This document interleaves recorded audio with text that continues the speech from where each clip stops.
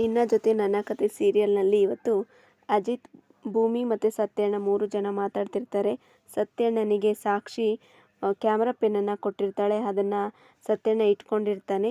ರಾಣ ಮಗಳನ್ನು ಸೇವ್ ಮಾಡೋಷ್ಟರಲ್ಲಿ ರಾಣನ ಹಿಡ್ದಾಕ್ಬಹುದು ಅಂತ ಅಜಿತ್ ಹೇಳ್ತಿರ್ತಾನೆ. ಇದನ್ನೆಲ್ಲನೂ ಸತ್ಯಣ್ಣ ಹತ್ರ ಇರೋ ಕ್ಯಾಮರಾ ರೆಕಾರ್ಡ್ ಆಗ್ತಿರುತ್ತೆ. ಅದನ್ನೆಲ್ಲ ಈ ಕಡೆ ರಾಣ ಮತ್ತು ಸಾಕ್ಷಿ ನೋಡ್ತಿರ್ತಾರೆ. ಈ ಕಡೆ ಪ್ರತ್ಯಕ್ಷಳಿಗೆ ಮನಸ್ವಿನಿ ಶ್ರವಣ್ ಮಾವನ ಮಗಳು ಅಂತ ಅನುಮಾನ ಬರುತ್ತೆ. ಪ್ರತ್ಯಕ್ಷ ಮನಸ್ವಿನನ ಹೇಳ್ಕೊಂಡು ಬಂದು, ನೀನು ನಮ್ಮ ಶ್ರವಣ್ ಮಾವನ ಮಗಳೇನಾ, ಇಲ್ಲ ಅವಳ ಹೆಸರು ಹೇಳ್ಕೊಂಡು ಮೋಸ ಮಾಡೋಕೆ ಬಂದಿದ್ಯಾ ಅಂತಾಳೆ.